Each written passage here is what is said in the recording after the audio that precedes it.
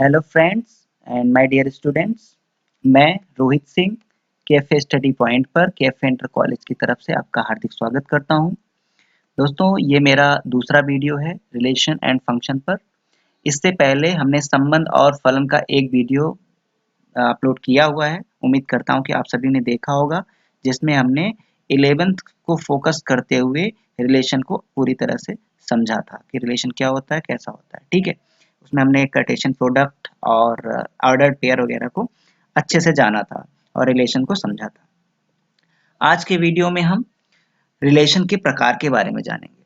उससे पहले जो हमारे दोस्त या जो हमारे स्टूडेंट्स इस चैनल पर नए हैं, वह इस चैनल को सब्सक्राइब कर लें और साथ ही बेल आइकन को भी दबा दें, जिससे कि नोटिफिकेशन उनको मिलता रहे जैसे ही नया वीडियो अपलोड हो। चलिए दोस्तों, आइए शुरू करते हैं। हमारे संबंधों के प्रकार के बारे में से हम जानते हैं। सबसे पहले हम जो जानेंगे वो है रिक्त संबंध या वाइड रिलेशंस। ठीक है, समुच्चय ए पर परिभाषित संबंध आर एक रिक्त संबंध कहलाता है यदि ए का कोई भी अवयव ए के किसी भी अवयव से संबंधित नहीं है, अर्थात R is equal to five and five is subset of A cross A. ठीक है, इसको हम समझने की कोशिश करते हैं कि क्या है। जब भी हम ए से ए के बीच कार्टेशियन प्रोडक्ट करें, तो जब हमें जो रिलेशनशिप, जो हमें कंडीशन दी जाए, मतलब पहले का दूसरे के साथ जो संबंध बताने को कहा जाए, वह इसमें मौजूद ही ना हो, ऐसे संबंध को हम रिक्त संबंध या वॉइड रिलेशन कहते हैं। एक एग्जांपल हम देखते हैं। हमारे पास यहाँ पे एक सेट है। ठीक है, ये हमारे पास सेट है 1 2 3 4 का एक सेट है। अब अगर हम ए क्रॉस ए करें तो 4 चौक 16, 16 ऑर्डर्ड पेयर का आपको ए क्रॉस ए आपको मिल जाएगा। ए क्रॉस ए जो आपको मिलेगा कार्टेशियन प्रोडक्ट, वो आपको यहाँ पे बी नहीं रहेगा, सॉरी ये ए रहेगा। ए क्रॉस ए का जो मिलेगा उसमें क्या रहेगा, 1,1 1,2 1,3 1,4 2,1 2,2 2,3 2,4 ऐसे करते 4,1 4,2 4,3 4,4 मैंने 9 बताया, टोटल 12 ऑर्डर्ड पेयर रहेंगे। ठीक है, अब हमें जो संबंध इसमें निर्धारित करने के लिए कहा जा रहा है वो क्या है, देखते हैं। कहा जा रहा है कि R is equal to A comma B such that modulus of A difference B, मतलब ए और बी का जब हम अंतर निकालें, दैट शुड बी ग्रेटर और इक्वल टू 100। दोस्तों, बात को समझिए। इसमें जितने जितने भी क्रमित युग्म होंगे, जैसे 2,2 है या 2,3 है, तो 2 और 3 का अंतर जब हम निकालेंगे तो वह 1 आएगा, क्योंकि मॉडुलस लगा हुआ तो हमेशा रिजल्ट पॉजिटिव में आएगा। ठीक है, जैसे 1,4 की बात करें तो हमारा रिजल्ट क्या आएगा, 3 आएगा। हमारा रिजल्ट 3 से ज्यादा बड़ा कभी हो ही नहीं सकता। इसका मतलब कि ये जो रिलेशन दिया हुआ है कि ए बी हमें ऐसा चाहिए, जबकि ए और बी का डिफरेंस जो हो वो 100 से बड़ा या 100 से बराबर हो, ऐसा हमको 5 एलिमेंट मिलेगा, एक भी एलिमेंट नहीं मिलेगा। और एक भी एलिमेंट नहीं मिलेगा, इसका मतलब ये संबंध क्या हो जाएगा, रिक्त संबंध या वाइड रिलेशन। ठीक है, रिक्त संबंध या वाइड रिलेशन। चलिए आगे दूसरा हम देखते हैं, जिसको हम सार्वत्रिक संबंध कहते हैं। यूनिवर्सल रिलेशन क्या होता है। ठीक है, यूनिवर्सल रिलेशन पहले परिभाषा देख लेते हैं इसकी क्या है। परिभाषा है कि समुच्चय ए पर परिभाषित संबंध आर एक सार्वत्रिक अर्थात यूनिवर्सल रिलेशन कहलाता है यदि अब ए का प्रत्येक अवयव ए के साथ सभी अवयवों से संबंधित है, अर्थात R is equal to A cross A. देखो दोस्तों, अभी अब तक हमने जो समझा था कि ए क्रॉस ए जो था वो क्या था, सबसेट ऑफ ए था। मतलब इसके कुछ एलिमेंट्स इसमें हुआ करते थे, मतलब ये जो बनता था इसके कुछ एलिमेंट से बनता था। बट यहाँ पे जितने भी एलिमेंट ये हैं पूरे के पूरे इसमें मौजूद हैं। इसका मतलब क्या हुआ, जितने भी ऑर्डर्ड पेयर बने थे क्रॉस ए में, सब आर में मौजूद है। इसको हम क्या कहेंगे, सार्वत्रिक या यूनिवर्सल रिलेशन। चलिए ऊपर वाले एग्जांपल जैसा ही हम एक एग्जांपल लेते हैं। इसमें आपके 16 एलिमेंट आएंगे ए क्रॉस ए में, जो हमें आपका कार्टेशियन प्रोडक्ट मिलेगा।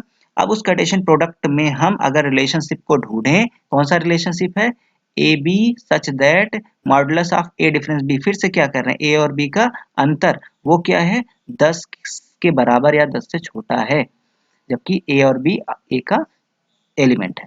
देखिए दोस्तों, अब जितने भी ऑर्डर्ड पेयर आप बनाओगे, उसमें जैसे मान लीजिए आपने बनाया 1 2, एक दो का अंतर क्या आया, एक, एक का मॉडुलस एक, तो हमें क्या मिला, एक जो है 10 से छोटा मिला, बिल्कुल सही है। ऐसे एक 3 का अगर देखें तो 2 मिला, वो भी सही है। एक 4 के साथ अगर हम ऑर्डर पेयर बनाए, एक -4 कर दें तो -3 और -3 का मॉडुलस 3 हो जाएगा and 3 is also less than 10, तो ये भी सही है। इसी तरह से 4 3 का करेंगे तो 1 आएगा, 4 2 का करेंगे तो 2 आएगा, 4 1 का करेंगे तो 3 आएगा। तो हमें जो रिजल्ट इनसे मिलता है वह 0 से लेके 3 तक के रिजल्ट हमको मिलते हैं, और ये सारे रिजल्ट जो हैं वो 10 से छोटे हैं। इसका मतलब कि जितने भी एलिमेंट बनेंगे, ये आपके 16 कार्टेशियन 16 ऑर्डर पेयर जो बनेंगे, वे 16 के 16 आपके आर में मौजूद होंगे। ऐसे रिलेशन को हम क्या कहते हैं, सार्वत्रिक रिलेशन या फिर यूनिवर्सल रिलेशन। और दोस्तों इन दोनों रिलेशन को हम कभी-कभी तुच्छ रिलेशन, क्योंकि बहुत ज़्यादा ये यूज़फुल नहीं होते, या फिर इसको ट्रिवियल रिलेशन भी हम कहते हैं, तुच्छ रिलेशन। ठीक है, चलिए हम आगे बढ़ते हैं।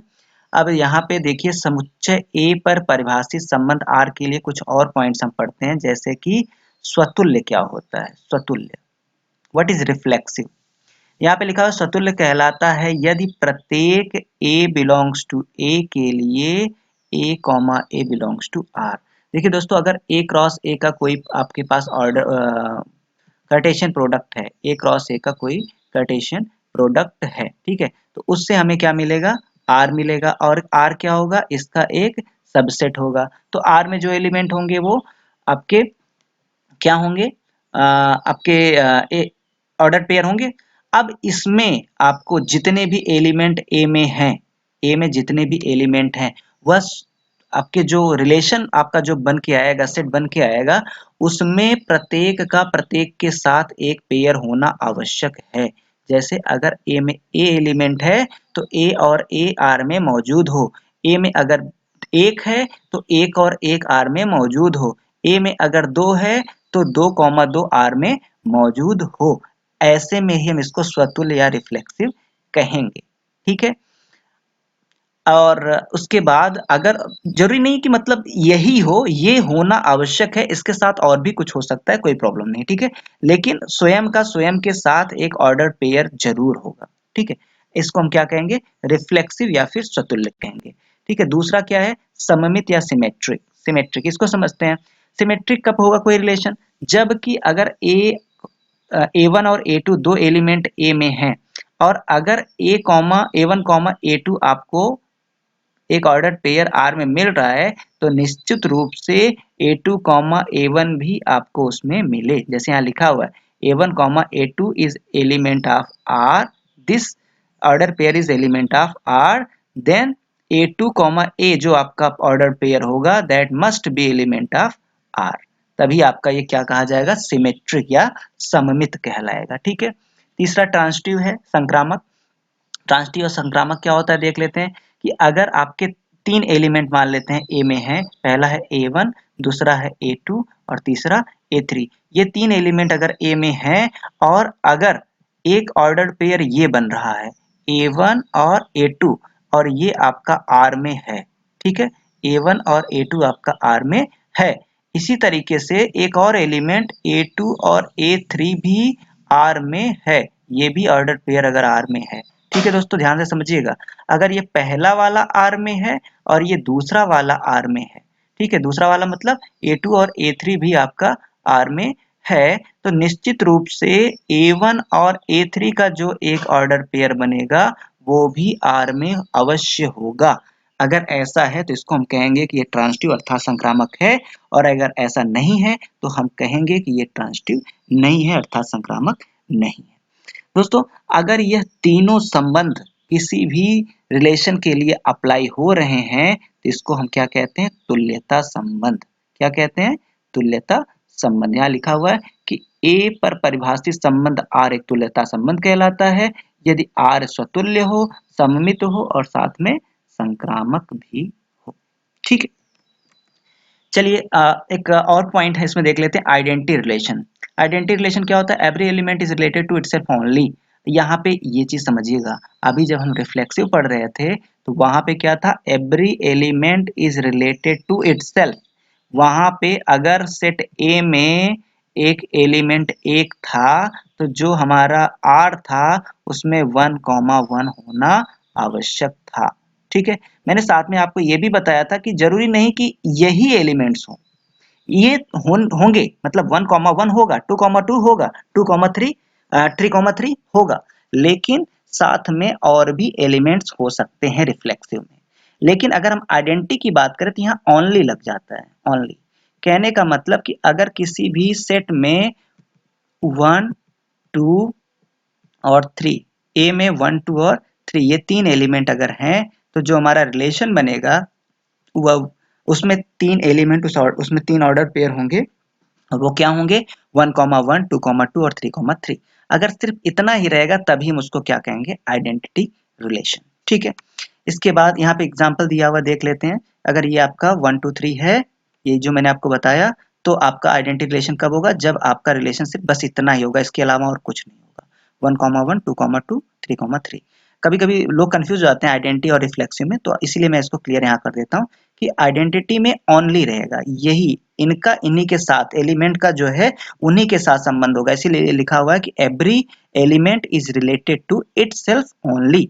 ठीक है, ओनली पे ध्यान दीजिएगा। ठीक है, चलिए, और वेदर इन रिफ्लेक्सिव, अगर हम रिफ्लेक्सिव की बात करें इसी सेट के लिए, तो वो आपका ये तीनों तो रहेंगे, साथ में कुछ और एलिमेंट्स आ सकते हैं। जैसे देखिए ये आपका और ये आपका और ये तीनों हैं इसमें, ये जरूरी है, इसमें से एक भी मिस नहीं होना चाहिए, अदरवाइज रिफ्लेक्सिव नहीं रह जाएगा। और साथ में कुछ और एलिमेंट्स आ गए, इनसे हमें कोई फर्क नहीं पड़ा, तो ऐसे में इसको क्या कहेंगे कि इट इज रिफ्लेक्सिव। लेकिन अगर इसमें से एक कोई गायब हो जाता तो ये रिफ्लेक्सिव नहीं रह जाता। ठीक है, अगर ऐसे इसमें से कोई अगर एक यहाँ आ गया तो यह आइडेंटिटी नहीं रह जाएगा। ठीक है, चलिए सिमेट्रिक को इसी एग्जांपल के साथ हम समझते हैं। देखिए आपका सिमेट्रिक में हम समझते हैं, क्या मैंने आपको बताया था कि अगर एक और एक है तो एक और एक भी होगा, अगर एक और दो है तो दो और एक भी होगा, यहाँ पे है। ठीक है, इसी तरह से दो और तीन अगर है तो तीन और दो भी होना चाहिए इस रिलेशन में। ठीक है, तभी आपका क्या होगा सिमेट्रिक होगा। ट्रांसिटिव देख लेते हैं, ट्रांसिटिव में क्या है। ट्रांसिटिव में वही मैंने आपको बताया कि अगर एक और दो का संबंध है और दो और तीन का है तो एक और तीन का भी संबंध होगा, ये आपका ट्रांसिटिव हो गया। इसी तरह से एक टर्म है एंटीसिमेट्रिक। एंटीसिमेट्रिक क्या होता है कि अगर a comma b belongs to R है तो निश्चित रूप से ये यहाँ पे बी कॉमा ए होना चाहिए। बी कॉमा ए जो है वो आर से बिलोंग नहीं करेगा। अगर ए बी से बिलोंग कर रहा है तो बी कॉमा ए इसका आर का एलिमेंट नहीं होगा। इसको हम दूसरी तरीके से भी समझ लेते हैं कि अगर ये भी है और ये भी है, ठीक है, यहाँ पे भी दिया है एलिमेंट, ध्यान से देखिएगा, अगर ये भी है और ये भी है और साथ में कह रहा है कि ये एंटी सिमेट्रिक है, तो ऐसे केस में A will be equal to B. ठीक है, ऐसा होगा तो फिर आपको क्या मिल जाएगा, ए और बी दोनों क्या मिल जाएंगे, बराबर मिल जाएंगे। ठीक है, चलिए आगे बढ़ते हैं। एक यहाँ पे हम एग्जाम्पल लेते हैं। एग्जाम्पल में क्या है कि मान लीजिए कि टी किसी समतल में स्थित त्रिभुजों का एक समुच्चय है, ढेर सारे त्रिभुज किसी समतल में स्थित हैं, उस समुच्चय को हमने टी नाम दिया हुआ है। ठीक है, अब टी में एक रिलेशनशिप हम अप्लाई कर रहे हैं, क्या है, R is equal to T one comma T two, जहाँ टी वन और टी टू के सर्वांग सम है, टी वन जो है वो टी टू के सर्वांग सम है, ऐसे संबंध को हमने डिफाइन किया। तो सिद्ध कीजिए कि आर एक तुल्यता संबंध है। चलिए इसका सॉल्यूशन शुरू करते हैं। संबंध आर स्वतुल्य है क्योंकि प्रत्येक त्रिभुज स्वयं के सर्वांगसम होगा। कहने का मतलब कि T1 is related to T2। बात को समझिएगा, T1 is related to T2, इसका मतलब क्या हुआ कि T1 T2 के सर्वांगसम है। अब अगर T1 T2 के सर्वांगसम है तो क्या T2 T1 के सर्वांगसम नहीं होगा, होगा। तो इसीलिए क्या हो जाएगा, नहीं सॉरी, ये तो अभी हम स्वतुल्य की बात करें ना, तो स्वतुल्य में क्या हो जाएगा, सीधा सीधा समझिए कि कोई भी जो T1 है वो T1 के सर्वांगसम तो होगा ही ना, स्वयं के सर्वांगसम कोई त्रिभुज होगा ही होगा। तो इसका मतलब क्या हो गया कि इसमें सारे एलिमेंट T1 भी रहेगा, T2 रहेगा, T3 रहेगा, कोई भी त्रिभुज स्वयं के सर्वांगसम तो होगा ही होगा। ठीक है, तो इसलिए क्या हो गया, स्वतुल्य हो गया। दूसरा मैं आपको यहाँ जो बता रहा था वो क्या बता रहा था, मैं आपको रिफ्लेक्सिव बता रहा था। ध्यान से देखिए, यहाँ पे क्या है, ये T1 और T2 बिलोंग्स टू R है, इसका मतलब क्या हुआ कि T1 जो है T2 के सर्वांगसम है। इसी तरीके से अब अगर T1 T2 के सर्वांग है तो T इसको हम लिख सकते हैं ना कि T2 T1 के सर्वांग है, लिख सकते हैं ये चीज। इसके बेस पे हमने ये लिख दिया, और अगर हमने ये लिख दिया तो फिर क्या हो जाएगा कि T1 T2 T1 भी R से बिलोंग करेगा। तो हमने क्या देखा कि T1 T2 belongs to R and T2 T1 belongs to R। तो ये क्या हो गया, देखो आपका ट्रांजिटिव हो गया, मतलब ये क्या हो गया, सॉरी ये क्या हो गया, सिमेट्रिक हो गया। क्या हो गया, सिमेट्रिक। ठीक है, ये आपका रिफ्लेक्सिव स्वतुल्य हो गया, और ये क्या हो गया, सममित हो गया। क्यों, क्योंकि T1 T2 के साथ संबंधित था, तो T2 भी उसी संबंध के साथ T1 से संबंधित है। और तीसरा हम देख लेते हैं ट्रांजिटिव संक्रामक। इसके अतिरिक्त आप देखिए, अगर एक दो त्रिभुज T1 T2 संबंध रख रहे हैं, मतलब T1 T2 के सर्वांग है, इस तरह से T2 जो है T3 के सर्वांग है।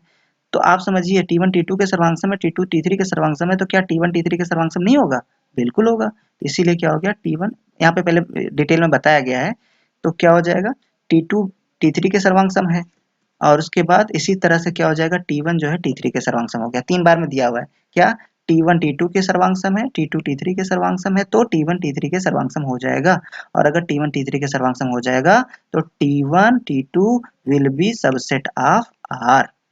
T1 T3 will be subset of R, ये आप देखिए। ठीक है, अतः आपका ये संबंध क्या हो गया, संक्रामक भी हो गया।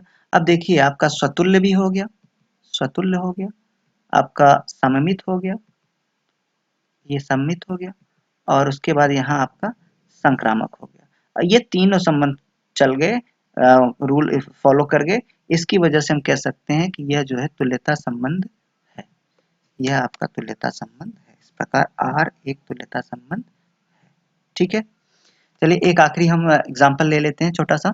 सिद्ध कीजिए कि समुच्चय 1 2 3 में R 1 1 2 2 3 3 1 2 एंड 2 3 द्वारा प्रदत्त संबंध स्वतुल्य है, परंतु न तो सम्मित है और न तो संक्रामक है। स्वतुल्य के लिए देखिए यहाँ पे 3 एलिमेंट है, तो एक एक के साथ, दो दो के साथ और तीन तीन के साथ। अगर एक ऑर्डर पेयर हमको मिल जाए तो यह स्वतुल्य हो जाएगा। देखिए एक एक के साथ है, दो दो के साथ है और तीन तीन के साथ है, तो सीधा सीधा ये स्वतुल्य हो गया। पहला काम तो हमारा बन गया क्या, कि 1,1 2,2 एंड 3,3 ये जो ऑर्डर पेयर है, these are element of R and that's why we can say this is reflexive। Okay, चलिए आगे देखते हैं। ये कह रहा है कि सममित नहीं है। सममित क्यों नहीं है, आप देखिए, मैं आपको यहाँ पे रीजन देता हूँ। सममित के लिए देखो यहाँ पे 1,2 है, अगर 1,2 है तो यहाँ पे आपको 2,1 भी होना चाहिए था। ठीक है, यही तो सममित कहता है। इसी तरह से 2,3 है तो यहाँ पे 3,2 भी होना चाहिए था। ठीक है, तो ये दो रीजन हमें मिल गए जिसकी वजह से हम कह सकते हैं कि यह सममित नहीं है। देखो यहाँ पे लिखा हुआ 1,2 belongs to R, किंतु 2,1 does not belongs to R, that's why this is not symmetry। ठीक है, इसी प्रकार से संक्रामक भी नहीं है। क्यों, देखिए कैसे, देखिए आप यहाँ पे देखिए 1,2 belongs to R, ये है इसमें, एंड 2,3 belongs to R। ठीक है, बट क्या इसमें आपको 1,3 दिख रहा है, 1,3 नहीं दिख रहा है ना। जबकि सम्मित क्या कहता है, ये आपका संक्रामक क्या कहता है, संक्रामक कहता है कि अगर एक दो जो है 1,2 belongs to R and 2,3 belongs to R, then 1,3 also belongs to R, but we can't see here 1,3, हम यहाँ पे 1,3 को नहीं देख सकते। That's why we can say that this will not follow transitive rule। ठीक है, यहाँ पे वही लिखा हुआ है, क्या लिखा हुआ है देखिए, क्योंकि 1,2 belongs to R and 2,3 belongs to R, but we can see that 1,3 does not belongs to R, that's why ये आपका संक्रामक नहीं है। ठीक है दोस्तों, तो इसी तरीके से हमारा ये रिलेशन जो था हमने पूरा कंप्लीट कर दिया 11th का और 12th का भी। अब आगे हम फंक्शन स्टार्ट करेंगे अगले वीडियो से। और अगर आपको वीडियो पसंद आया तो इसको लाइक करिए, शेयर करिए अपने दोस्तों के साथ, और अपने अच्छे सुझाव अपने कमेंट बॉक्स में जरूर दीजिए। और इसके बाद आप 11th और 12th की एक्सरसाइज स्टार्ट करेंगे। तब तक के लिए थैंक यू वेरी मच।